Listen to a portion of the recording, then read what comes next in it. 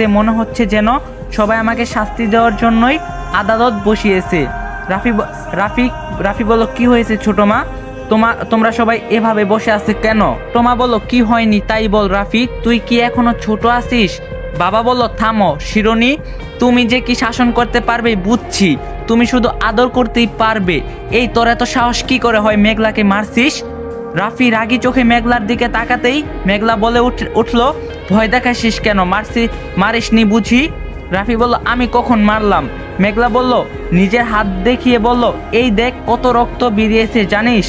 রাফি বলল, আজব তো, একটুখানি ছিলে গিয়েছিল সেই হাত থেকে এখনো রক্ত পড়ছে, এটা কি করে হতে পারে? জাজ্ঞা, এখন স্বীকার করা যাবে না, তার চেয়ে মিথ্যা কথা বলে দেই। তো রক্ত পড়ছে পড়ুক, তার সাথে আমার সম্পর্ক কি? আমার সাথে তো তোর দেখাই হয়নি, আমি কি করে বলবো তোর হাত থেকে কি হয়েছে? ছোট মা এসে আমার কান ধরে বলল, তাই নাকি? তাহলে এটা ওর কাছে গেল কি করে? রাফির রুমাল দেখিয়ে বলল, এটা তো তোরই রুমাল তাই না? সকালেও তোর কাছে ছিল, তুই যে হাইজিন মেনটেন করিস, কাউকে নিজের রুমাল দিবি না, সেটা আমরা জানি, সবাই জানি, তাহলে তোর রুমাল ওর কাছে গেল কি করে? রাফি বলল, মেঘলা, তুই না দুনিয়ার সবচেয়ে স্বার্থপর মেয়ে, 99 দিন তোকে আদর করি, একদিন একটা ধমক দিলে তোর চোখে সেটাই পড়ে, বাকি 99 দিনের কথা ভুলে যাস তাই না? মেঘলা বলল, এটাকে ধমক বলে? রাফি বলল, সব যখন বললি তাহলে এটাও বল, কেন মেরেছি? মেঘলা নিশ্চুপ হয়ে আছে। রাফি বলল, এখন বলছিস না কেন? বাবা বলল, আবার তর্ক করছিস? মেরে আমি তোর সব হাড্ডি গুড্ডি ছাড়িয়ে দিব। আমাকে বকাবকি করছে, তখনই ছোট বাবার ফোন বেজে উঠলো। মেঘলার মা ফোন করেছে। ছোট বাবা বলল, হ্যাঁ নীলু বল। ফুপিমণি বলল, কি শুরু করছিস তোরা? নাবিল বলল, তোরা নাকি রাফিকে বকাবকি করছিস? রাফিকে চিনিস না, ও কেন মেঘলাকে মারবে? আমি বিশ্বাস করি না রাফি এসব করেছে, আর করলেও নিশ্চয়ই কারণ ছিল, তাই আমি বলছি ওকে আর একটাও বকা দিবি না, দিলে আমি কিন্তু মেঘলাকে এখানে নিয়ে আসবো। ছোট বাবা বলল, কিন্তু বোন মেঘলা। ফুপি বলল, ওকে ফোনটা দে। ছোট বাবা মেঘলাকে ফোন দিল। ফুপি বলল, কি শুরু করছস? এমন করলে তোকে বাসায় নিয়ে আসবো আর ওখানে থাকতে দিব না।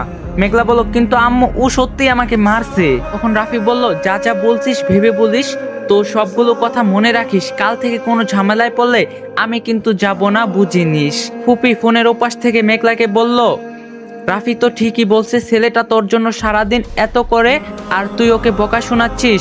তুই ভালো করেই জানিস যে ওর একবার ভুল করার জন্য এখন তুই যা বলবি সবাই তাই বিশ্বাস করবে, সবাই তোর পক্ষেই থাকবে, কেউ ওর কথা মানবে না, খুব বকা দিবে, এমনকি মারতেও পারে, তাও নালিশ দিচ্ছিস, বিবেক নেই তোর? রাফি যদি আর একটা বকা শুনে তোকে আমি আজই বাসায় নিয়ে আসবো, কথাটা মাথায় রাখিস। বলেই মেঘলার মা ফোনটা রেখে দিল। রাফির বাবা বলল, কি বললো নীলু? ছোট বাবা বলল, ছাড়ো দাদা।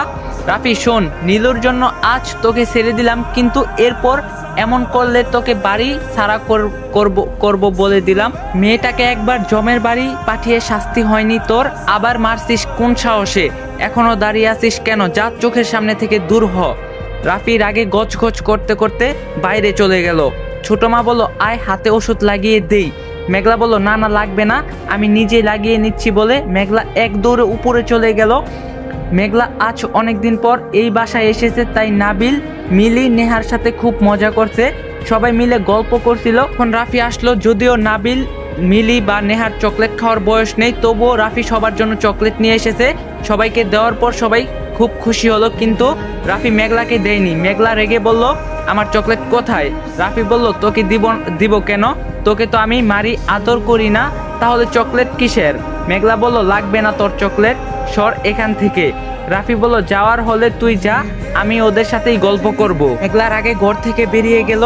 রাফি কিছুক্ষণ গল্প করার পর রাফি তার নিজের ঘরে গেল, কিন্তু ঘরে ঢুকে সে অবাক হয়ে গেল, কারণ মেঘলা তার রুমে তার বিছানায় শুয়ে তার ল্যাপটপ ঘাটাঘাটি করছে। মেঘলাকে ঘরে দেখে রাফি তেলে বেগুনে জ্বলে উঠলো। রাফি বলল, এই তুই আমার রুমে কি করছিস, তাও আবার আমার বিছানায়? মেঘলা বলল, তেমন কিছু না, তোর ফেসবুকটা একটু ঘাটাঘাটি করছিলাম। রাফি বলল, কি তোর কি মিনিমাম সেন্সটুকুও নেই? এত তো বকা খাওয়ালি, এখন রুমে আসলি, তাও আবার আমার বিছানায় শুয়ে আছিস, যেখানে আমি আমার ঘরে কোনো মেয়েকেই আসতে দেই না, সেখানে তুই আমার বিছানায় গড়াগড়ি করছিস, তাও আবার আমার ল্যাপটপ আমার ফেসবুক ঘাটাঘাটি করছিস, সাহস দেখে তো অবাক হয়ে যাচ্ছি। মেঘলা বলল, অবাক হওয়ার কি আছে, যা তো এখন থেকে আজ আমি এই রুমেই থাকবো। রাফি বলল, তাই নাকি?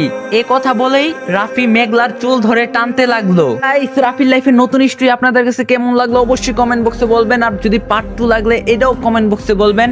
আর চ্যানেলে নতুন না থাকলে অবশ্যই চ্যানেলটা সাবস্ক্রাইব করে দিবেন। আর এখন কলম আমি রেগুলার ভিডিও ছাড়তাছি।